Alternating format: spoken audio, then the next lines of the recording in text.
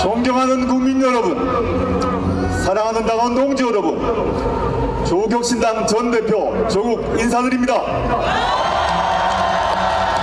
저는 이제 국회의원이 아닙니다. 저는 이제 조국혁신당의 당대표가 아닙니다. 저는 이 자리에 여기 계신 여러분과 똑같은 평범한 시민의 한 사람으로 이 자리에 섰습니다. 존경하는 국민 여러분, 사랑하는 당원 동지 여러분, 한강 작가께서 노벨 문학상 수상연회에서 이렇게 말씀하셨습니다. 폭력의 반대편에 서는 사람들과 이 수상을 같이 축하하고 싶다 라고 말씀하셨습니다. 저 역시 그러합니다. 여기 계신 모든 국민 여러분, 그리고 조국혁신당 당원 동지 여러분들은 그 어느 것도 아닌 국가 폭력의 반대편에 서기 위해서 이 자리에 오신 건 아닙니까? 대한민국 현대사에서 국가 폭력의 역사는 길었습니다. 멀리는 5.16, 12.12, 5.17 이런 숫자가 우리에게 의미하는 것이 무엇이었습니까? 국가 권력의 억압에 의해서, 폭압에 의해서 우리 국민들은 피를 흘렸고 죽었습니다. 그런데 1987년 정치적 민주화 이후 그런 일이 끝난 줄로 알았습니다. 웬일입니까? 2024년 12월 3일 대통령 자리에 있었던 윤석열이란 자가 불법적 비상계엄을 선포하고 총을 든 계엄군과 장갑차를 바로 이곳에 보내지 않았습니까?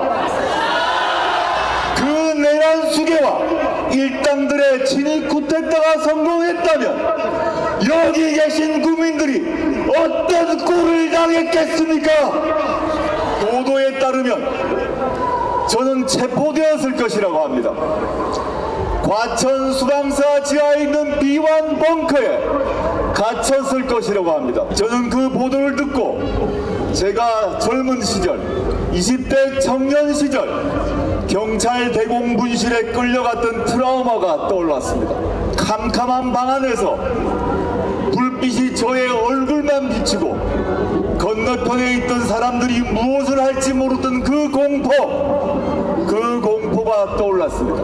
그렇지만 계엄령이 발포되었다는 그 소식을 듣자마자 국회의원으로서 헌법을 지켜야 한다는 의무감 때문에 몰려들고 있는 국민들과 함께 돼야 한다는 책무감 때문에 달려왔습니다. 만약에 그날 국민 여러분들께서 달려나와 장갑차와 맞서지 않았다면 온라인을 통해서 TV를 통해서 보시는 국민 여러분들이 성원을 보내지 않았더라면 저는 이 자리에 없었을 것입니다. 지금 비완 벙커 밑에서 고문을 받고 있거나 소리 소문 없이 흔적도 사라져 버렸을지도 모릅니다. 다름 아니라 국회 안에서 싸웠던 국회의원보다도 헌법을 지키기 위해 계엄을 해제하기 위해 싸워주셨던 당원 동지 여러분과 국민 여러분 때문에 저는 이 자리에 있을 수 있었습니다. 대단히 감사합니다. 존경하는 국민 여러분, 사랑하는 당원 동지 여러분, 12월 3일 윤석열의 친위 쿠데타를 접하면서 저는 2019년을 떠올랐습니다.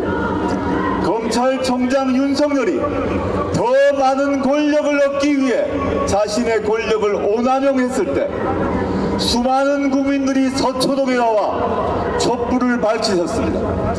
거대한 서초동 십자가를 만들어 주셨습니다. 그 덕분에 저는 여기에 있을 수 있었습니다. 거대한 서초동 십자가가 만들어졌지만 윤석열 쿠데타를 막지는 못했습니다. 거대한 서초동 십자가에도 불구하고 윤석열은 대통령이란 자리를 차지했습니다. 윤석열이 대통령이 되고 난 뒤에 윤석열은 어떤 행동을 했습니까? 어떤 정책을 펼쳤습니까? 어떤 어떤 정치를 펼쳤습니까? 대한민국을 위하는 정치를 했습니까? 국민을 위한 정치를 했습니까? 민생을 위한 정치를 했습니까? 아니었습니다. 그는 오로지 자기 자신과 자기의 배우자를 보호하는 것, 자기와 권력의 이해를 같이 한 자들의 이익을 도모하는 것, 그 외에는 관심이 없었습니다. 지난 4월 10일 총선을 통해서 우리 국민들이 그 윤석열 일당들에게 준엄한 심판을 내렸지만 받아들이지 않았습니다. 반성하지도 않았습니다. 오히려 불법적인 내란을 통해서 우리 국민들을 억압하고 탄압하고 자신의 권한을 늘릴 생각밖에 하지 않았습니다. 그러나 우리 국민은 위대합니다. 위대한 우리 국민은 맨몸으로 계엄군과 맞섰습니다. 맨몸으로 장갑차와 맞섰습니다. 맨몸으로 윤석열과 맞섰습니다. 그리하여 우리가 오늘 이 자리에 와 있는 것입니다. 지난 1차 계엄, 지난 1차 탄핵소추 실패했습니다. 그러나 오늘 우리는 성공할 것입니다. 좀 다른 국회의원이 잘나서가 아니라 바로 이 자리에 계신 당원 동지 여러분과 국민들의 분노와 국민들의 의지와 국민들의 투지 때문에 우리 오늘 윤석열을 반드시 탄핵시키고야 말 것입니다. 존경하는 국민 여러분, 사랑하는 당원 동지 여러분, 윤석열 탄핵은 끝이 아닙니다. 윤석열은 죗값을 받아야 합니다. 윤석열 탄핵은 비로소 시작입니다. 탄핵에 이어 윤석열과 그 일당이 범했던 내란 범죄 등 각종 중대한 범죄에 대해서 반드시 처벌되어야 합니다.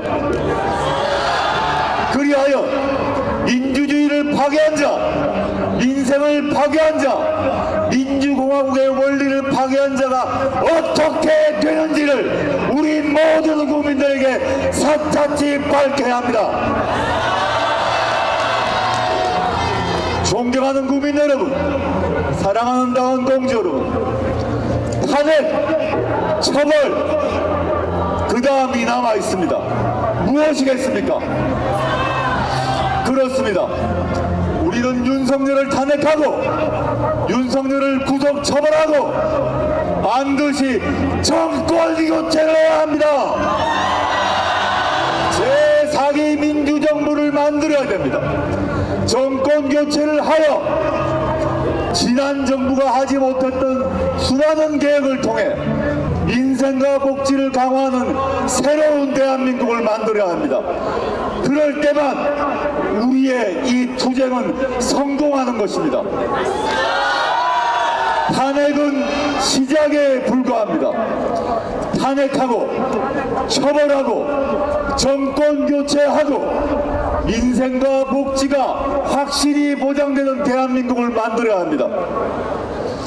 존경하는 국민 여러분, 사랑하는 당원 동지 여러분, 불행히도 저는 그 투쟁의 대열에 함께 못할 것 같습니다. 저는 이제 물러갈 시간이 된 것 같습니다.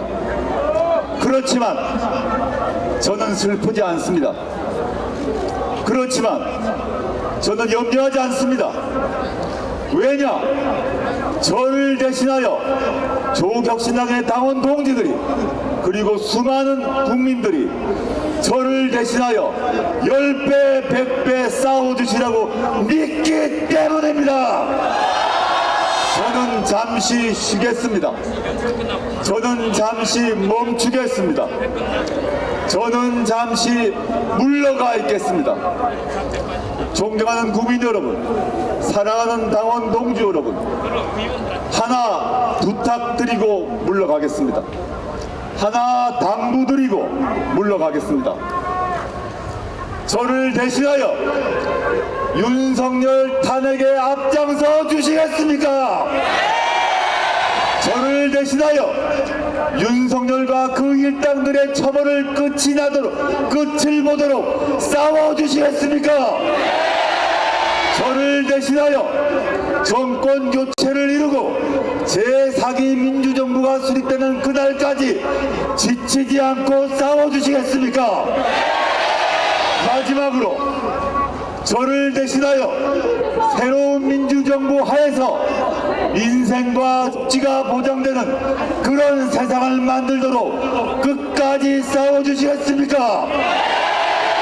저는 믿습니다.